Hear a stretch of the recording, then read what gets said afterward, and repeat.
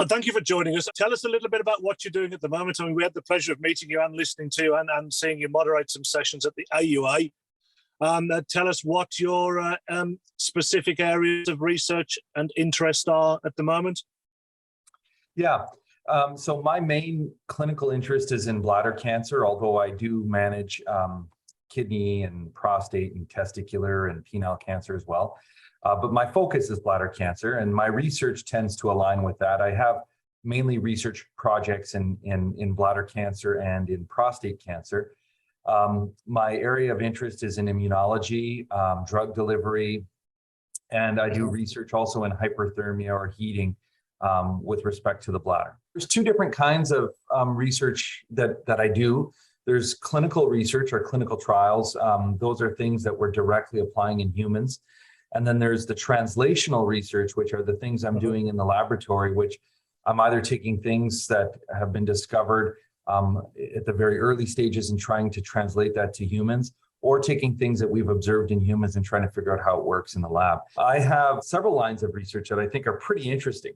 One that, in fact, I was working on just this morning before the call is a project that we have that is grant funded, looking at a new way of heating in tumors in the body.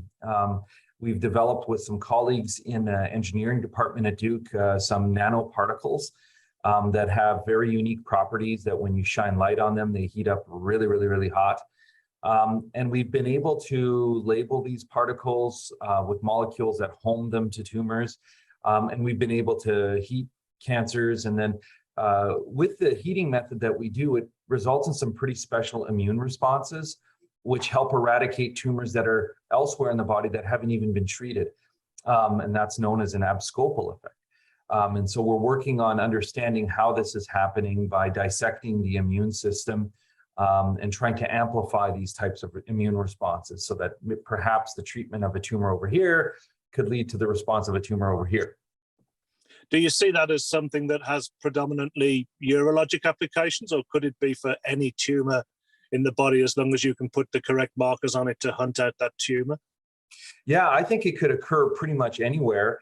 The idea is that if we can find a dominant lesion or tumor and treat that and induce a potent immune response, then hopefully the body's immune system would be good enough to not only clean up the remnants of the tumor that we've destroyed in one location, but then migrate elsewhere in the body and destroy smaller metastases that we may not even see at other locations in the body. And that's our hope.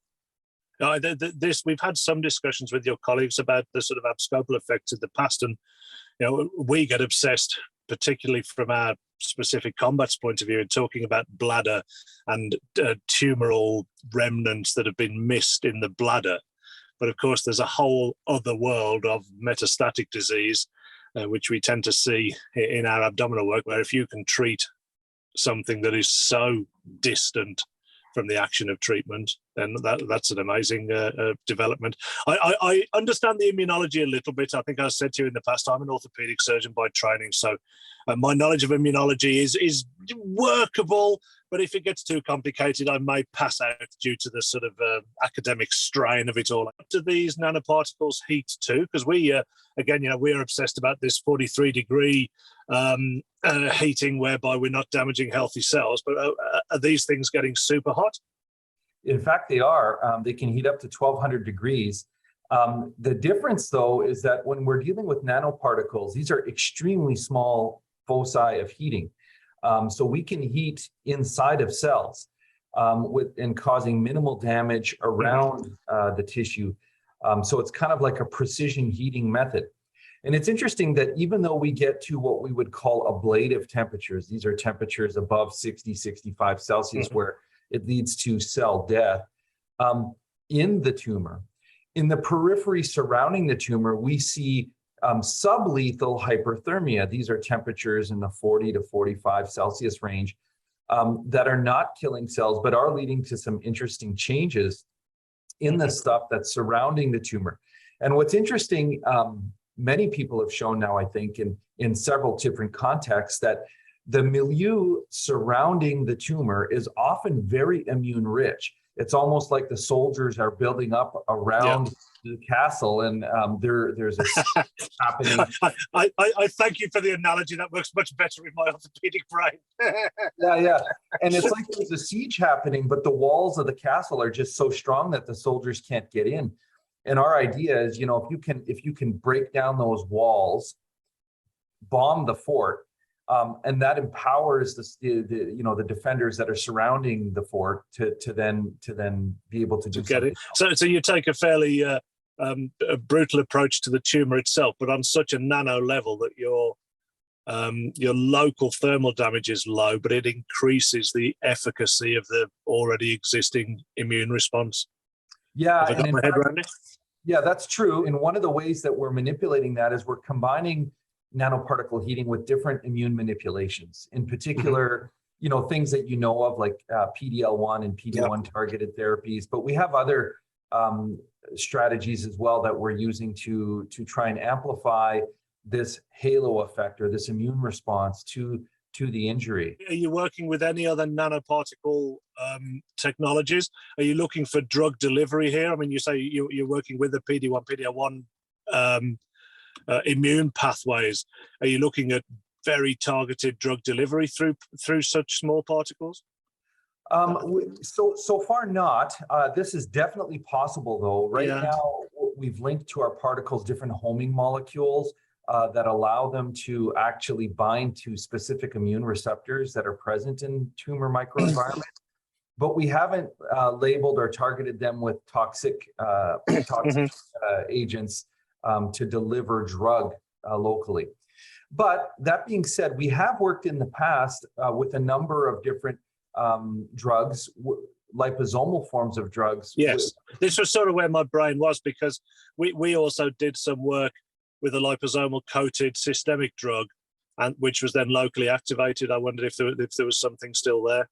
There's nothing on the market. There's nothing available for patients today, to my knowledge. But it's still an area that sounds very worthwhile. Yeah, so we did a fair amount of work on this type of thing where we have thermally sensitive liposomes, which contain within them chemotherapies that are not released at regular body temperature. So you could infuse this, and really the chemo drug would leach out very, very, very slowly over time from these relatively tight liposomes. But if that same liposome was flowing in a blood vessel that happened to be in a tumor, and that tumor happened to be heated, well, then it could release the drug at very high dump rates. And what this leads to is rapid accumulation of chemotherapy at much higher doses than typically possible within a tumor, but also minimizing the distant off-target deposition of the chemo drug. And this would be helpful, for example, if you had a tumor without a high burden of metastasis elsewhere, and you're trying to ablate it. A good example in the bladder setting would be muscle-invasive bladder cancer, where maybe we want to try and spare the bladder instead of remove the bladder. And one way to maybe do that would be to heat the bladder whilst giving systemic drug that would really concentrate at extremely high doses within the cancer. This would allow us perhaps to better treat those tumors. Unfortunately, we don't have a good large animal model to test this right now. The mice and the rats that have good bladder cancer models are just too small to test this kind of heating reliability, because we don't have a device that would be translatable to the human that we could use in a rat or a mouse. We need larger animal models, pig, dog, in order to test this before being able to do something like that in a human, I think. The other problem has been the availability of pharmaceutical partners that are reliable, have reliable streams of product that we could use. And there are a number of different chemotherapies that could be packaged within these liposomes and that have been packaged. Things like doxorubicin, gemcitabine, cisplatin, commonly used drugs that are very effective for bladder cancer. So this could be an area in the future for bladder sparing that I think would be quite interesting. Is there anything in phase 3 trials there at the moment? Is there anything that's coming close to being available for patients? Well, in terms of bladder sparing, unfortunately, almost everything that we've seen so far that's being tested rarely surpasses a complete response rate of about 40 to 50%. So the best treatments we have for muscle invasive, whether it's chemo packaged with immune therapy, that kind of stuff, with drugs alone, generally 40 to 50% of patients are able to, at least visibly on when the bladder is removed, we see that there's no tumor. Whether that's durable is another question. It's possible that we wilt the tumor, but that it just grows back later. I think though that we're ripe right now for some innovation in that space, because I think going forward, you asked a question earlier, if I had a telescope to look into the future, what would I expect? I would sure hope that we are removing a lot less bladders in the future than we are now. It's a very morbid operation with substantial risk and long-term effects. And, you know, it's probably better than dying for most patients, right? But it's not the panacea. And those of us who do a lot of bladder removals should all acknowledge that this is not a great operation to have. None of us would want to have it on ourselves unless it was absolutely required. And if we could get to a state where we could kill the tumor without the need for radical surgery, boy, would that ever be a boon for our patients. And I think that's where we're headed, frankly. And I would hope that in 20, 30 years, at least some of those patients in whom we would previously have removed their bladder, hopefully we can get away without doing that. I was sort of nudging the conversation in that direction. My years working as a local radio DJ have obviously not been wasted with my ability to segue. If we bring it back even a disease state before muscle invasive disease, for non-muscle invasive disease that has failed primary therapy, whether BCG or something else, there's a number of new drugs around that you allude to in your last answer. But if I can be blunt, none of them work. Where are we going with that? What's going to happen for the BCG failure? We have some new drugs. They still don't work. What are we going to do?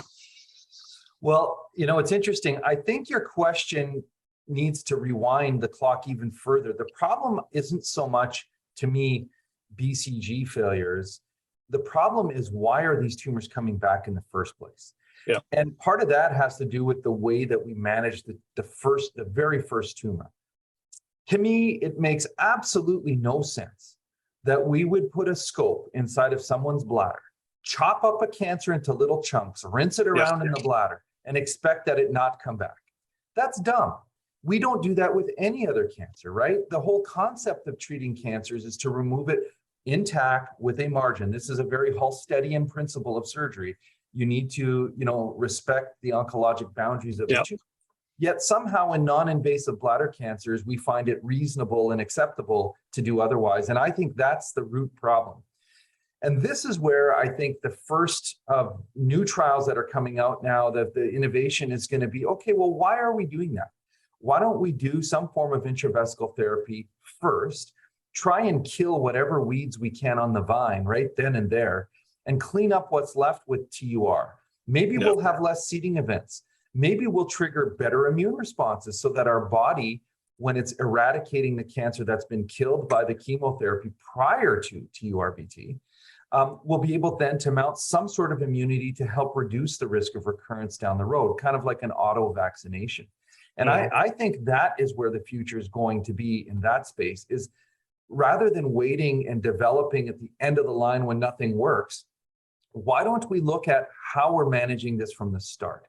And start doing things that make a lot more sense, and seeing if we could find ways, again, to avoid the TURBT altogether, or at least to make it so that it's much less likely to spread tumors around throughout the bladder. Now, that's one of the problems. The other problem is, of course, the field defect. And that's because many of the patients who develop bladder cancer have been exposed to carcinogenic compounds, typically through tobacco smoke, but also occupationally, that or environmentally, that are leading to these tumors. And those exposures occur throughout the urogenital system, right? The entirety of the renal pelvis, ureters, bladder, urethra get exposed to the same thing. The bladder just holds it for a longer period of time. And so we presume that the reason that the tumors occur more frequently in the bladder than the other locations is just because it's been soaking in the bladder for much longer till you take a pee, whereas the other places are, you know, it's just moving through. So how do we get rid of those cancers that are about to form in other locations. It would be like skin cancer. For most people who have sun-exposed skin, they get a skin cancer here and then they get one here. It's not that this one has spread to here. There's got to be a way that from the start, we can better identify and eradicate those pre-malignant areas in the field. And we're getting there. You know, for instance, some of our advanced endoscopy methods that are now available, like narrowband imaging to a lesser degree and blue light to a higher degree, are enabling us to identify areas in the bladder that we never used to see. And I suspect those are just the start. I suspect if I take my 20-year lens and I'm looking forward, we're going to have molecular imaging of some nature in the bladder that will allow us to identify and eradicate those parts of the bladder. For example, I can imagine a laser-based resurfacing process where, you know, we look in the bladder after the tumors have been killed, and whatever's left, you can't see it with the naked eye, but you can see it with some sort of advanced imaging, and you could laser it off, and so that a new layer of bladder could form there. I can imagine things like this happening so that we can reduce the likelihood of recurrence due to the field defect. So if we can improve that, as well as the quality of the first resection or removal of the tumor, I think we're going to dramatically impact everything that happens subsequent to that, which is recurrences, then needing BCG, then failing BCG, then failing agent number 2, then failing agent number 3, and ultimately resulting in a shriveled up bladder with cancer that needs mastectomy. In the prostate, there is always new innovation. There is always a new toy for ablating with hot things, cold things, steam, voodoo, something else. And then you have the most famous of the recent 20 years medical innovation, the robot to do your prostatectomies and your cystectomies with. In the bladder, you're still doing exactly the same that you were doing 30 years ago when I did a bit of urology. I would love to be able to persuade urologists to do neo-adjunctive work, because there are some excellent results with our technology that show 2/3 of the patients have complete T0 response, and 2/3 of those people are still without any tumour 5 years down the line. But it seems in the bladder world, it's difficult to get the jobbing urologist to move away from just doing BCG, mitomycin, and cystectomy. Neo-adjunctive is a difficult concept. Heat has been a difficult concept. How are we going to move these people along? Well, I think what convinces everybody are large randomized trials and guidelines. So what's lacking is a good, large randomized trial where patients are treated the usual way or given neoadjuvant therapy followed by TUR if needed. That's what's required. And that's the standard in all of medicine for changing the standard of care. So I think that's what's needed. Now, the problem is those kinds of clinical trials are expensive and they need to be large. We're talking 1,000 patient probably clinical trial, or at least 500 probably for something like that, depending on what your endpoint is. And the other thing is they read out over time. So depending on your population, it's going to be a 2 to 5 year interval for discovering whether or not that actually works. And for many smaller pharma companies like Combat, that time horizon can be prohibitive. You know, if you're a large pharma, you can withstand a prolonged period of wait to know if your thing is better. But for smaller companies that need to continually innovate and show progress, that's much more challenging, I think. So for me, the barriers are predominantly those. The other thing too is it's been really hard in bladder cancer to get funding from governmental agencies. Despite this being the 4th most common cancer in men, being one of the most expensive cancers because of the frequent recurrences and things, it's relatively underfunded compared to almost every other cancer. So I think that's a subsequent problem. It's not a sexy cancer. I don't know why. It's always been the case that prostate, which you'd think was equally, taboo, actually, because there's issues of potency and continence around it, is massively spoken about. Everybody wears in the UK. There's a little sort of silver man that you wear for prostate cancer awareness. But bladder seems, I don't know if people are embarrassed or if people think it's underrepresented. Yeah, I agree. And I'm not sure exactly why. We don't have that many famous people that have come out about having it either. that would probably help to some degree if those individuals that did have it spoke up and discussed. But it is something that that hopefully is being addressed. You know, one of the great things that's come in the last 10 years in the US has been the Bladder Cancer Advocacy Network. Diane Qualley and her husband started this, and unfortunately her husband passed from bladder cancer, but she's kept the torch running. And this has really changed, I think, the grassroots kind of movement for bladder cancer in the US, and I think has helped spark similar movements elsewhere in the world. And I think that's very important. As the patient advocacy groups become stronger, we've noticed that now there are some better opportunities in the US. It's still not enough, but better opportunities to get funding in this field.